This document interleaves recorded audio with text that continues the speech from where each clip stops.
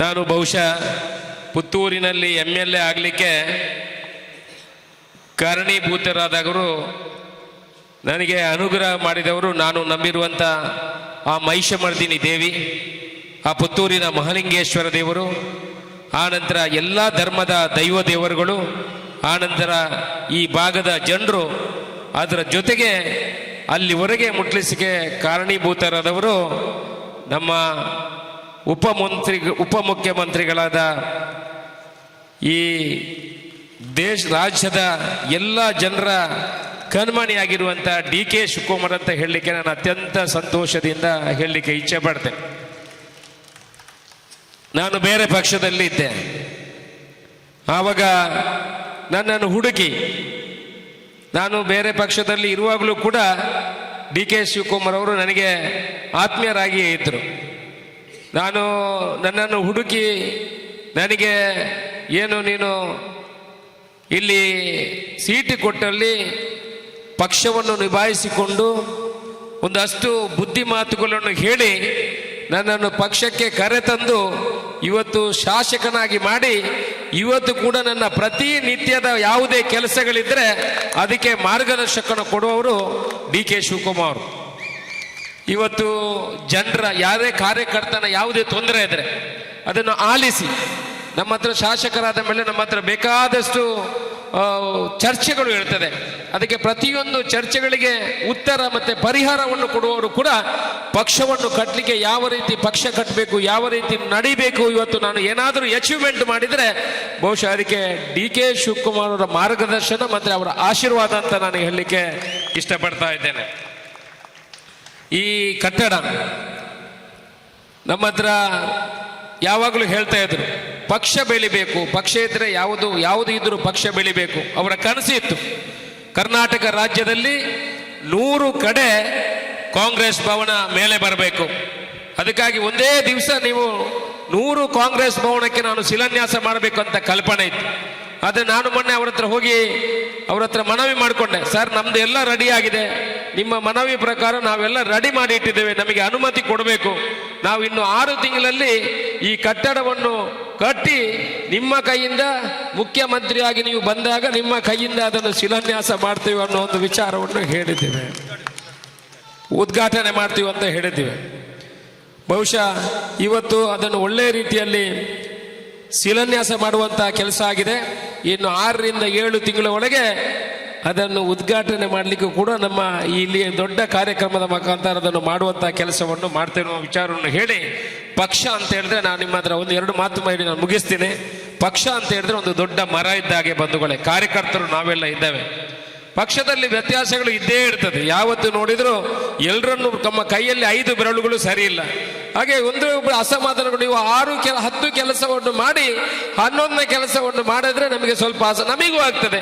ನಾವು ಉಪಮುಖ್ಯಮಂತ್ರಿಯವ್ರ ಹತ್ರ ಮುಖ್ಯಮಂತ್ರಿಯವ್ರ ಹತ್ರ ಹೋಗಿ 10 ಕೆಲಸವನ್ನು ಎಲ್ಲ ಮಾಡಿರ್ತಾರೆ.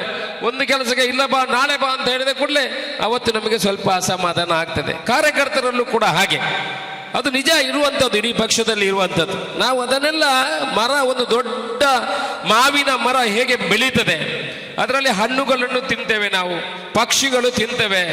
ಆನಂತರ ಕೆಲವರಿಗೆ ಹಣ್ಣು ಸಿಗ್ತದೆ, ಕೆಲವರಿಗೆ ನೆರಳು ಸಿಗ್ತದೆ, ಕೆಲವರಿಗೆ ಒಂದೊಂದು ವಿಚಾರಗಳು ಅದರಲ್ಲಿ ನೆರಳು. ಅದಕ್ಕೆ ಪಕ್ಷ ಅಂತ ಹೇಳಿದ್ರೆ ದೊಡ್ಡ ಮರ. ಆ ಹಣ್ಣು ತಿನ್ನೋರು ತಿನ್ನಬೇಕಾಗ್ತದೆ, ನೆರಳನ್ನು ಪಡಬೇಕಾಗ್ತದೆ. ಹಾಗೆ ನಾವು ಅದನ್ನು ಬೆಳೆಸುವಂಥ ಕೆಲಸವನ್ನು ನಾವು ಮಾಡಬೇಕು. ಅದರಿಂದ ನಾವೀಗ ಎದೆ ತಟ್ಟಿ ಒಂದು ಯಾವುದೇ ಒಂದು ಸರ್ಕಾರಿ ಕಚೇರಿಗೆ ಹೋಗ್ತೀವಿ, ಹೇಗೆ ಇಲ್ಲಿ ಕರ್ನಾಟಕದಲ್ಲಿ ನಮ್ಮ ಕಾಂಗ್ರೆಸ್ ಸರ್ಕಾರ ಇದ್ರೆ ಮಾತ್ರ ನಮಗೆ ಪ್ರಶ್ನೆ ಮಾಡುವಂತ ಹಕ್ಕು, ನಮ್ಮ ಹಕ್ಕನ್ನು ಕೇಳುವಂತ ಶಕ್ತಿ ನಮಗೆ ಇರುವುದು. ಇಲ್ಲಾಂತಂದ್ರೆ ನಮ್ಮ ಸರ್ಕಾರ ಇಲ್ಲಾಂದ್ರೆ ನೀವು ಹೇಗೆ ಹೋಗ್ತೀರಿ ನೋಡುವ. ನಾವು ಅಲ್ಲಿ ತಾಲೂಕು ಆಫೀಸ್ಗೆ ಹೋಗ ನಮ್ಮ ಕೈ ಕೆಳಗಡೆ ಅರ್ಧ ಫೀಟ್ ಕೆಳಗೆ ಹೋಗಿರ್ತದೆ. ಈಗ ಹೇಗೆ ಹೋಗ್ತೀರಿ? ನನ್ನ ಪಕ್ಷ ಏನು, ಯಾರನ್ನು ಪ್ರಶ್ನೆ ಮಾಡುವಂತ ಶಕ್ತಿ ನಿಮಗೆ ಇಲ್ವಾ? ಅದಕ್ಕೆ ನಾವು ಹೇಳುವಂಥದ್ದು, ಪಕ್ಷವನ್ನು ಬೆಳೆಸುವುದು ಯಾವ ರೀತಿ ಬೆಳಿಬೇಕು, ಒಗ್ಗಟ್ಟಲ್ಲಿ ಬೇಕು. ಚಿಕ್ಕ ತೊಂದರೆಗಳಿದೆ, ಅದನ್ನು ಯಾರು ನಾವು ಅಡ್ಜಸ್ಟ್ಮೆಂಟ್ ಮಾಡಿಕೊಂಡು ನಮ್ಮ ಒಳಗೆ ಇದ್ದ ವಿಚಾರಗಳನ್ನು ನಾವು ಹಂಚಿಕೊಂಡು ಹೋದರೆ ಮಾತ್ರ ಪಕ್ಷವನ್ನು ಬೆಳೆಸಲಿಕ್ಕೆ ಸಾಧ್ಯ ಆಗ್ತದೆ. ಇವತ್ತು ಸುಮಾರು 2.5 ಕೋಟಿ ರೂಪಾಯಿಯಲ್ಲಿ ಈ ಕಟ್ಟಡವನ್ನು ಕಟ್ಟಲಿಕ್ಕೆ ನಾವು ಆಯೋಜನೆಯನ್ನು ಮಾಡಿದ್ದೇವೆ. ಇದರ ಒಂದು ಉದ್ದೇಶ ನಾವು ಎಲ್ರಿಗೂ ಹೇಳಿದ್ದೇವೆ. ನಮಗೆ ಸ್ವಂತ ಕಟ್ಟಡ ಇರಲಿಲ್ಲ. 40 ವರ್ಷಗಳ ಹಿಂದಿನಿಂದ ಇಲ್ಲಿ ಒಂದು ಹಿಂದಿನ ಶಾಸಕರು ಶಕುಂತಲಾ ಶೆಟ್ಟರು ಮತ್ತೆ ನಮ್ಮ ವಿನಯ್ ಕುಮಾರ್ ಸೊರಕೆ ಅವರೆಲ್ಲ ಇರುವಾಗ ಒಂದು ಆ ಕಚೇರಿಗೆ ಜಾಗವನ್ನು ಮಾಡಿದ್ರು. ಅದು ಇನ್ನೂ ಸರಿಯಾದ ವ್ಯವಸ್ಥೆಗಳಲ್ಲಿ ನಾವು ಹೋಗ್ತಾ ಇದ್ದೇವೆ. ಆದರೆ ಒಂದು ಚಿಕ್ಕ ಜಾಗ ಇರುವುದರಿಂದ ಈಗ ದೊಡ್ಡ ಕಟ್ಟಡ ಮಾಡಿ ಅದರ ಎಲ್ಲ ವ್ಯವಸ್ಥೆಗಳನ್ನು ನಾವು ಮಾಡಬೇಕು. ಸುಮಾರು 13,000 ಸ್ಕ್ವೇರ್ ಫೀಟಿನಷ್ಟು ದೊಡ್ಡ ಕಟ್ಟಡವನ್ನು ನಾವು ಇಲ್ಲಿ 8 ತಿಂಗಳಲ್ಲಿ ಅದನ್ನು ಪೂರ್ತಿಗೊಳಿಸುವಂತಹ ಕೆಲಸವನ್ನು ಮಾಡ್ತೇವೆ. ಎಲ್ಲ ಕಾರ್ಯಕರ್ತರು ನಾವೊಂದು ರಸೀದಿ ಪುಸ್ತಕವನ್ನು ಮಾಡಿ ಪ್ರತಿ ಬೂತ್ ಮಟ್ಟದಲ್ಲಿ ನಾವು ಕೊಟ್ಟಿದ್ದೀವಿ. ಯಾರಿಗೂ ದುಡ್ಡು ಕೊಡ್ಲಿಕ್ಕೆ ಒತ್ತಡ ಇಲ್ಲ. ಆದರೆ ನಾಳೆ ಅದು ಅಶೋಕ್ ರೈ ಕಟ್ಟಿದ್ದು, ಅದು ಇನ್ನೊಬ್ಬರು ಕಟ್ಟಿದ್ದು, ಅದು ಅವರ ಕಟ್ಟಡ ಅಂತ ಆಗಬಾರ್ದು. ಪ್ರತಿ ಕಾರ್ಯಕರ್ತನು ಅವನಿಗೆ ಇಚ್ಛೆ ಪಡುವಂತಹ 100 ರೂಪಾಯಿಯಿಂದ 1 ಲಕ್ಷದ ರೂಪಾಯಿ ಕೂಡ ದೇಣಿಗೆಯನ್ನು ಕೊಡಬಹುದು. ಯಾವುದೇ ಒತ್ತಡಗಳಿಲ್ಲ. ನಾಳೆ ಅವನಿಗೆ ಹಕ್ಕಿದೆ, ಇದು ನನ್ನ ಕಟ್ಟಡ. ಆ ಪ್ರೀತಿ ಬರಬೇಕಿದ್ರೆ ಅವನಿಂದ 5 ರೂಪಾಯಿ ಆದರೂ ಆ ಬಿಲ್ಡಿಂಗಿಗೆ ಬಿದ್ದರೆ ಅದರಲ್ಲಿ ಅವನಿಗೆ ಹಕ್ಕು ಬರ್ತದೆ. ಅದರಿಂದ ಪ್ರತಿಯೊಬ್ಬ ಕಾರ್ಯಕರ್ತನು ಕೂಡ ಅದಕ್ಕೆ ಅವನಿಂದ ಆಗುವಷ್ಟು ಎಷ್ಟಾದರೂ ಸೇವೆಯನ್ನು ಮಾಡುವ ಮುಖಾಂತರ ಇದಕ್ಕೆ ಸೇವೆಯನ್ನು ಕೂಡ ಮಾಡಬೇಕು ಅನ್ನೋ ವಿಚಾರವನ್ನು ಹೇಳಿ, ಪುತ್ತೂರಿನ ಅಭಿವೃದ್ಧಿ ಬಗ್ಗೆ ನಿಮಗೆ ಗೊತ್ತಿದೆ. ಇವತ್ತು ನಾನು ಮೆಡಿಕಲ್ ಕಾಲೇಜ್ ತರುವಾಗ ನಿಮಗೆ ಗೊತ್ತಿದೆ, ಬೇರೆ ಪಕ್ಷದವರು ಗೇಲಿ ಮಾಡಿದ್ರು. ಮುಖ್ಯಮಂತ್ರಿಯವರು ನಮಗೆ, ಉಪಮುಖ್ಯಮಂತ್ರಿಯವರು ಮತ್ತೆ ಮುಖ್ಯಮಂತ್ರಿಯವರು ನಾನು ಅವರ ಹತ್ರ ಕಾಡಿ ಬೇಡಿ ನಮಗೆ ಮೆಡಿಕಲ್ ಕಾಲೇಜಿಗೆ ಕೊಡಬೇಕು ಅಂತ ಹೇಳುವಾಗ ನಮಗೆ ನಮ್ಮ ಬಜೆಟಿನಲ್ಲಿ, ಕಳೆದ ವರ್ಷದ ಬಜೆಟಿನಲ್ಲಿ ಮೆಡಿಕಲ್ ಕಾಲೇಜಿಗೆ ಕೊಡುವಾಗ ನಾವೆಲ್ಲ ಕಾರ್ಯಕರ್ತರು ಎಲ್ಲ ಹೋಗಿ ಒಂದು ಮೆರವಣಿಗೆ ಮಾಡಿ ಆ ಸಂತೋಷವನ್ನು ನಾವು ಆನಂದಿಸಿದ್ವಿ. ಆಗ ಬೇರೆ ಬಿಜೆಪಿ ಪಕ್ಷದವರು ಏನು ಹೇಳಿದ್ರು? ಟೋಂಗಿ ಅಂತೇಳಿ ಮುಗಿಲಿಗೆ ಮರಳಿ ಕುಣಿತೇರಿ ನಲಿತೇರಿ ಅಂತ ಹೇಳಿದ್ರು. ನಮಗೆ ಭಾರಿ ನೋವಾಯಿತು. ಮೆಡಿಕಲ್ ಕಾಲೇಜ್ ನಮಗೆ ಮಾತ್ರ ಅಲ್ಲ, ಎಲ್ಲ ಪಕ್ಷದವರಿಗೆ ಬೇಕು. ಮೆಡಿಕಲ್ ಕಾಲೇಜಿಗೆ ಹೋಗುವಾಗ ನೀನು ಬಿಜೆಪಿಯ ಕಾಂಗ್ರೆಸ್ ಅಂತ ಯಾರು ಕೇಳುವುದಿಲ್ಲ. ನಾವು ಕೂಡ ಎಲ್ಲಿ ಯಾರಾದರೂ ಅಕ್ರಮ ಸಕ್ರಮ 94C ಮಾಡುವಾಗ ನೀನು ಬಿಜೆಪಿ ಕಾಂಗ್ರೆಸ್ ಅಂತ ನೋಡುವುದಿಲ್ಲ. ನಾವು ಸೇವೆ ಮಾಡುವ ಮುಖಾಂತರ ಜನರ ಪ್ರೀತಿಯನ್ನು ಗೆಲ್ಲುವಂತ ಕೆಲಸವನ್ನು ಮಾಡಿದ್ರೆ ಮುಂದೆ ಬರುವಂತಹ ಚುನಾವಣೆಗಳು, ತಾಲೂಕ್ ಪಂಚಾಯತ್, ಜಿಲ್ಲಾ ಪಂಚಾಯತ್ ಮತ್ತೆ ಮುಂದೆ 2 ವರ್ಷದಲ್ಲಿ ವಿಧಾನಸಭಾ ಚುನಾವಣೆ ಕೂಡ ಬರಲಿಕ್ಕಿದೆ. ನಾವು ಇವಾಗಲೇ ತಯಾರಿ ಮಾಡಬೇಕು. ಅದಕ್ಕೆ ವ್ಯವಸ್ಥಿತ ರೂಪ ಮಾಡಲಿಕ್ಕೆ ಎಸ್ಟಾಬ್ಲಿಷ್ಮೆಂಟ್ ಏನು ಬೇಕಿದೆ, ಇನ್ಫ್ರಾಸ್ಟ್ರಕ್ಚರ್, ಅದಕ್ಕೆ ಬೇಕಾಗಿ ದೊಡ್ಡ ಕಟ್ಟಡವನ್ನು ಕೂಡ ಇಲ್ಲಿ ಮಾಡುವಂತ ಕೆಲಸವನ್ನು ನಾವು ಮಾಡ್ತೇವೆ. ಪಕ್ಷವನ್ನು ಗಟ್ಟಿ ಮಾಡಿದ್ರೆ ಬೂತ್ ಮಟ್ಟದಲ್ಲಿ ನಾವು ಮಾಡಬೇಕು. ಕಾರ್ಯಕರ್ತರು ನೀವೆಲ್ಲ ಇದ್ದೀರಿ. ನಾವು ಬೂತ್ ಮಟ್ಟಕ್ಕೆ ಹೋಗಿ ಸುಮಾರು 65 ಕೋಟಿ ರೂಪಾಯಿಯಲ್ಲಿ 1200 ಕಾಮಗಾರಿಗಳನ್ನು ನಾವೀಗ ಬೇರೆ ಬೇರೆ ಭಾಗಕ್ಕೆ ನಮ್ಮ ವಿಧಾನಸಭಾ ಕ್ಷೇತ್ರಕ್ಕೆ ಕೊಟ್ಟಿದ್ದೇವೆ. 1,006 ಕೋಟಿ ರೂಪಾಯಿಯಲ್ಲಿ ಕುಡಿಯುವ ನೀರು, ಸುಮಾರು 2,006 ಕೋಟಿ ರೂಪಾಯಿಗಳ ಅನುದಾನ ಪುತ್ತೂರಿಗೆ 2 ವರ್ಷದಲ್ಲಿ ಬಂದಿದೆ ಅಂತ ಹೇಳಿದ್ರೆ ಪುತ್ತೂರಿನ ಇತಿಹಾಸದಲ್ಲಿ ಇಲ್ಲದಂತ ಅನುದಾನಗಳು ನಮ್ಮ ಪುತ್ತೂರಿಗೆ ಬಂದಿದೆ. ಅದರಿಂದ ನಾವು ಯಾರ ಎದುರು ಕೂಡ ಮಾತಾಡುವಾಗ ಎದೆ ತಟ್ಟಿ ಮಾತಾಡಬಹುದು. ಯಾವುದು ನಾವು ಚುನಾವಣಾ ಸಮಯದಲ್ಲಿ ಹೇಳಿದೆವ 5 ಗ್ಯಾರಂಟಿಗಳ ಜೊತೆ ನಾವು ಬಾಯಲ್ಲಿ ಏನು ಮಾತಾಡಿದೀವಿ ಅದನ್ನು ಜನರಿಗೆ ಮುಟ್ಟಿಸುವಂತಹ ಕೆಲಸವನ್ನು ನಾವು ಈಗ ಮಾಡಿದ್ದೇವೆ. ಡ್ರೈನೇಜ್ ಸಿಸ್ಟಮ್ ಒಂದು ಬಾಕಿ ಇದೆ.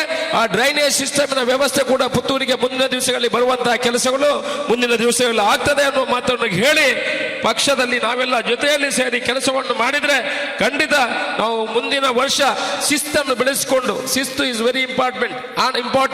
ಆನಂತರ ಕೌನ್ಸಿಲಿಂಗ್, ಆನಂತರ ಕಾರ್ಯಕಾರಿಣಿ. ನಾವು ನಮ್ಮ ಕಾರ್ಯಕರ್ತರಿಗೆ ಅಧ್ಯಕ್ಷರಲ್ಲಿ ಪ್ರತಿ ನಮ್ಮ ಬೂತ್ ಅಧ್ಯಕ್ಷರುಗಳಿಗೆ, ಒಳ ಅಧ್ಯಕ್ಷರುಗಳಿಗೆ ಮತ್ತೆ BLAಗಳಿಗೆ 3 ಬಾರಿ ಟ್ರೈನಿಂಗ್ ಅನ್ನು ಕೊಡುವಂತಹ ಕೆಲಸವನ್ನು ಮಾಡಿದ್ದೀವಿ. ಅವರಿಗೆ ಶಿಸ್ತಿನ ಪಾಠವನ್ನು ಹೇಳಿಕೊಡುವಂತಹ ಕೆಲಸವನ್ನು ಮಾಡಿದ್ದೀವಿ.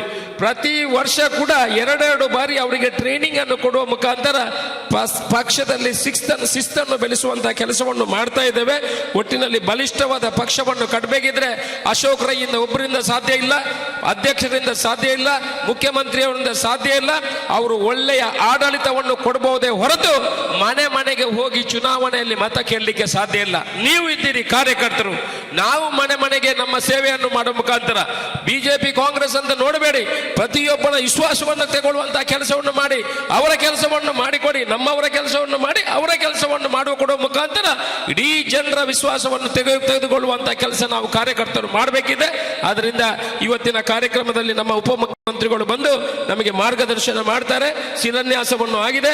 ಮುಂದಿನ ದಿವಸಗಳಲ್ಲಿ ನಮಗೆ ಮಾರ್ಗದರ್ಶನ ಮಾಡುವ ಮುಖಾಂತರ ಇಲ್ಲಿ ಕಾಂಗ್ರೆಸ್ ಭವನ ಎದ್ದೇಳಲಿಕ್ಕಿದೆ. ಅಶೋಕ್ ರೈ ತಪ್ಪು ಮಾಡಿದರೆ ನನ್ನನ್ನು ತಿದ್ದುವಂತಹ ಕೆಲಸ ಮಾಡಿ ಬಂಧುಗಳೇ, ನಾವೆಲ್ಲ ಸೇರಿ ಬಲಿಷ್ಠವಾದ ಪಕ್ಷವನ್ನು ಕಟ್ಟುವ, ಜನರ ಸೇವೆಯನ್ನು ಮಾಡುವ, ಪುತ್ತೂರು ಅಭಿವೃದ್ಧಿ ಮಾಡುವ. ನೀವು ಶಕ್ತಿ ಕೊಡಿ, ನಾನು ತಪ್ಪು ಮಾಡಿದ ನನ್ನನ್ನು ತಿದ್ದಿಕೊಳ್ಳುವ ತೀಡುವಂತಹ ಕೆಲಸವನ್ನು ಮಾಡ್ತೇನೆ. ಒಗ್ಗಟ್ಟಾಗಿ ಒಂದೇ ತಾಯಿಯ ಮಕ್ಕಳ ತರ ಮುಂದಿನ ವರ್ಷದ ಚುನಾವಣೆ ನಾವು ಎದುರಿಸುವ, ಗೆದ್ದು ಮತ್ತೊಮ್ಮೆ ಅಧಿಕಾರ ಹಿಡಿಯುವಂತಹ ಕೆಲಸವನ್ನು ಮಾಡುವಂತ ಮಾತನ್ನು ಹೇಳಿ ನಿಮಗೆಲ್ಲ ಶುಭವನ್ನು ಹಾರೈಸಿ ನನ್ನ ಮಾತನ್ನು ಮುಗಿಸ್ತೀನಿ. ಜೈ ಹಿಂದ್.